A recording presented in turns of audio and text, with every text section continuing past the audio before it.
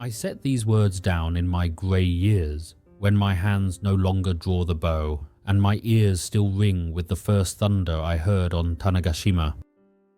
In the summer of Tenbun 12, I was a young retainer of Lord Tanegashima Tokitaka, poor in coin but full of pride. Our island lay at the edge of the realm, a thin strip between sea and sky. We watched the winds, mended nets, drilled with spear, sword and tall yumi. The fiercest sound I knew was waves in a storm. The keenest light was sun on steel. I believed that war belonged to the strong arm, the steady eye, and the courage in a man's breast. Lord Tokitaka ordered us to arm and watch. We stood in our armour with spears planted and bows strung, the sand sucking at our greaves, eyes fixed on the stranger. I told myself that if these foreigners meant harm, they would meet our arrows before they touched our earth. Yet as the ship crept closer, I saw no men in armour, no banners, only pale faces in tight wool and long robes, hair grown thick and cut bluntly, noses sharp as beaks. They waved in odd gestures and shouted in a tongue that rolled and broke like pebbles in a stream. Between their noise and our silence, the sea hissed as if it alone understood both. When their anchor fell, they lowered a small boat and came ashore. Our lord went down to the beach with chosen retainers, and I walked among them, hand on my sword. The foreigners stepped onto our sand with an awkward dignity, legs still remembering the deck. One bore a metal staff marked with a cross, another a chest bound with iron. Beside them 2 men carried long tubes of wood and iron with flared mouths and cords hanging like tails. At first I thought them walking staves, or instruments from some barbarian music. I had seen many weapons, but nothing so quiet and smooth in the hand, yet so unsettling to the eye, like a snake sleeping in plain sight. There was much bowing and pointing, with a trader from Sakai using a few Chinese words as a bridge between us and them. They called themselves something like Portugaru. From their chest they brought knives of bright steel, glass that bent the world, cloth coloured like flowers. My comrades murmured that such wares were marvel enough, yet my eyes kept returning to the tubes. When one foreigner laid his hand on the stock, his manner sharpened, like a priest before an altar. With gestures and broken speech he told our lord that these quiet things were weapons, stronger than bows, and even than the famed swords of our land. With his hands he traced the path of fire, a spark leaping from a small lock into a pan of black powder, from there into the iron belly, and then, so he swore, a ball of lead flying out faster than the eye, piercing armour at a distance no arrow could match. I thought it nonsense. Fire was for hearths and temple offerings. Powder was for festival fireworks. How could such things be bent to the true work of killing? I knew the pull of the bowstring, the weight of a spear thrust, the jarring of steel on bone. To slay a man with sound and smoke seemed more sorcery than war. Yet Lord Tokitaka, whose mind was keener than mine, asked to see this sorcery done. We walked along the shore to a face of black rock where the surf struck and foamed. There the foreigners set a wooden board against the stone. They measured out their black grains with care, poured powder into the pan, and rammed charge and ball down the iron throat. When all was ready, one man took up the tube, set the stock to his shoulder, laid his cheek upon it, and fixed his eye on the board. For a breath there was only the whisper of wind and the beat of my heart. Then he touched fire to the lock. The world shattered. A flash burst from the muzzle, and a thunderclap struck my ears and chest. Bitter smoke rolled over us. I flinched before I knew it, knees bending, hand at my hilt. When the air cleared, the board showed a dark hole and the rock behind a fresh scar. The foreigner lowered his weapon as calmly as if he had split a log. No one spoke. In that silence, something shifted within me, as when a boat crosses a hidden current. The bow my father taught me to string and the sword my grandfather carried seemed suddenly to belong to yesterday. I knew that what we had seen would not remain on this beach. I did not sleep that night after witnessing the foreign fire tubes. The thunder of that shot would not leave my ears. Even when the beach fell quiet and the foreigners returned to their ship, I kept hearing the crack and seeing the smoke flare like a serpent's breath. Many of us sat awake in the barracks, our armor laid out beside us, each man pretending to polish his sword, though we all knew our minds were elsewhere. We samurai had been raised to believe that the bow was the height of battlefield skill, and that a man's courage lived in the space between his heart and his blade. Yet what courage could stand against a weapon that killed from afar with fire and thunder? One ball of lead could shatter a man before he even knocked an arrow. It felt as if the world had shifted under us, but none wanted to speak of it. Pride is a quiet jailer. The following morning, Lord Tokataka summoned a handful of us to accompany him back to the foreigners. The sky was overcast and the sea rolled in a dull grey, as if hiding its colours after the day's sorcery. When we reached the shore, the two Portuguese men stood ready, weapons in hand, eager to demonstrate more. Their translator from Sakai had returned with them, and though his grasp of their tongue was weak, it was enough. They wished to trade, they said, and to show us the proper handling of the fire tube. Lord Tokataka, bold as ever, asked if one could be purchased. At first the foreigners refused, hugging their weapons close like infants they feared might be stolen. But our Lord's persistence wore them down, and soon they agreed to sell one gun and its matching tools for a sum that startled me. Never had I seen my Lord pay so dearly for an object made of wood and iron. They set about teaching our smiths the secrets of the lock and the spring, the pan and the barrel. At first the island's smiths laughed, saying no man could forge such a thing twice. The lock was a nest of tiny levers, screws and coils. The barrel required boring straight as the path of an arrow for its entire length. But the Portuguese opened their tools and worked with such practice that our smith soon hushed and leaned close. Lord Tokataka commanded that a sketch be made of every part. I stood by with my spear in hand, but my eyes were fixed on the shaping of iron plates no thicker than the nail of my thumb. I had never seen craftsmanship so foreign, nor so deliberate.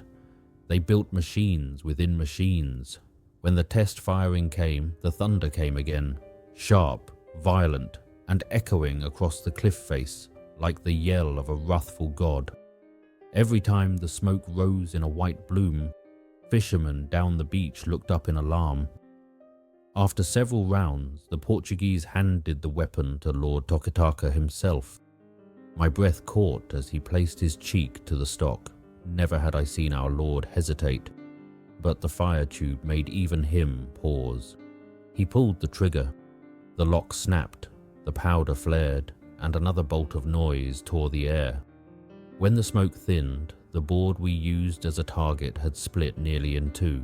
Lord Tokataka lowered the weapon slowly, as one who has glimpsed the future and finds it troubling. Within days the foreigners departed, their canvas sails swelling like pale wings as they slipped toward Kyushu.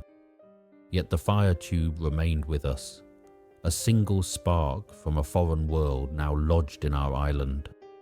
Every man in our barrack spoke of it. Some feared it, some envied it. A few scoffed and said the bow would never be replaced. But deep down, each of us knew that the old balance of war had tilted. Steel and courage alone would no longer decide victory. Now fire and noise had entered the contest, and no sword stroke, however pure, could match the speed of flame. That knowledge hung in the air like the smoke of the gun itself. Lord Tokataka commanded our smiths to copy the weapon. They tried day and night, their forges glowing orange until dawn. The barrel was their greatest struggle, Only when they used iron from the old anchors of wrecked ships did they achieve the hardness needed. The lock defeated them for weeks. Springs snapped, screws tore loose, and one smith burned his hand when a pan ignited early. But they persisted. When at last they produced a working matchlock of their own, the Lord held it as reverently as a priest holds a relic. I watched as our first island-made fire tube spat its bolt of thunder, and I knew then that the world of our fathers was slipping away like tidewater.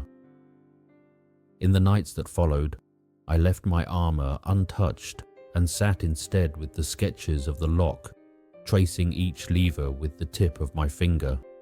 I wondered if these weapons would one day drown the sound of swords ringing. I wondered whether bravery would survive a battlefield where a man could be slain before his spirit even rose for the fight. But above all, I wondered what storms this foreign thunder would bring to our land, and who among us would be the first to fall beneath it. In the weeks that followed the copying of the fire tube, the entire island seemed to change its breath. Our drills no longer began with the bowstring snap or the hiss of blades slicing straw targets. Instead, the smiths' hammers rang like bells across the harbour. Even fishermen, tired from hauling nets, gathered near the forges to watch sparks leap into the night. The smell of burning oil and sharp metal drifted through every street. Children mimicked the thunder of the weapon with sticks and shouted noises, while we grown men pretended not to stare at the lone matchlock locked in the armory.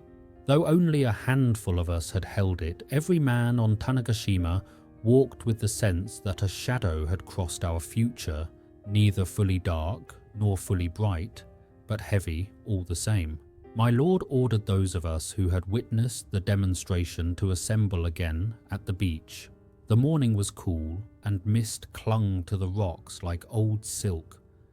We lined up with spears and bows, while a smaller group stood ready with the island-made matchlock. Though the smiths had done all they could, the weapon was still temperamental, its lock stiff, its pan too shallow, the barrel needing constant cleaning. Even so, when my lord commanded a test shot, the gunner placed his cheek to the stock with a solemnity I had never seen in him.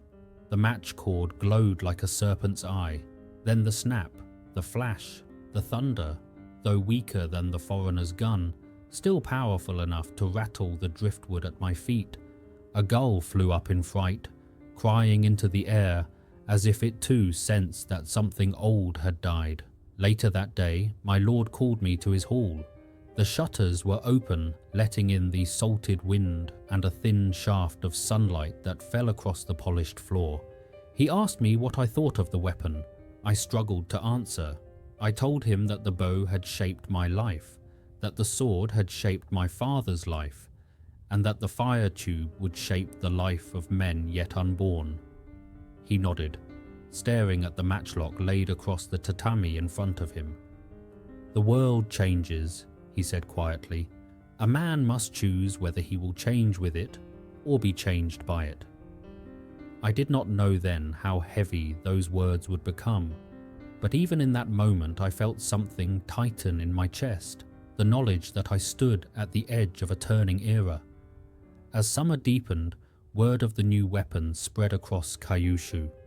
Traders from Kagoshima arrived, hungry for stories. They brought rice, cloth, lacquered bowls, and news from the Shimazu lords, who were already asking questions about the foreign device. Some claimed that other ships, Chinese junks, Ryukyuan traders, even more Portuguese, had sighted near the islands. Each rumour carried its own weight. Some men feared invasion, others dreamed of wealthy trade. But to those of us who had witnessed the gun's thunder firsthand, one truth overshadowed the rest. Whoever mastered this weapon first would shape the wars to come. One evening after training, I walked alone along the shoreline. The tide was low, and the rocks glistened in the last red of the sun. I knelt and touched the sand where the foreigners had first stepped ashore. The marks were long washed away, yet I felt their presence as keenly as the memory of that first terrible blast. I thought of my father teaching me to draw the bow, of the discipline he carved into me, stroke by stroke. I wondered whether the sons of the next generation would learn those same motions, or if they would instead learn to measure powder, to clean barrels, to bind match cords. Would the bow become an ornament? Would the sword become only a symbol? The questions wound themselves around my heart like cold reeds. When the island's second matchlock was finally completed, my lord ordered a demonstration before the entire garrison. We lined the courtyard, bows slung, spears upright, armour gleaming. The gunners stepped forward with the new weapon. They loaded it with practiced care. The match touched the pan. Flame leapt, smoke billowed. The target, 2 boards thickness, splintered clean through. A murmur swept through the men. Not awe, not fear, but something between the two. The future stood there in the courtyard, breathing smoke, smelling of saltpeter and oil. That night, as rain tapped softly against the shutters, I wrote down my thoughts by lamplight. I did not know whether the fire tube would make our land stronger or more fragile. I only knew that the age of fighting I had been born into was slipping away. No matter how tightly I gripped my sword, no matter how faithfully I practiced my bow, the world would march on with or without me. Yet I resolved then that I would not flinch from the storm. If this new thunder was to reshape our realm, I would meet it with open eyes, even if it meant watching the old ways fade like smoke over the sea.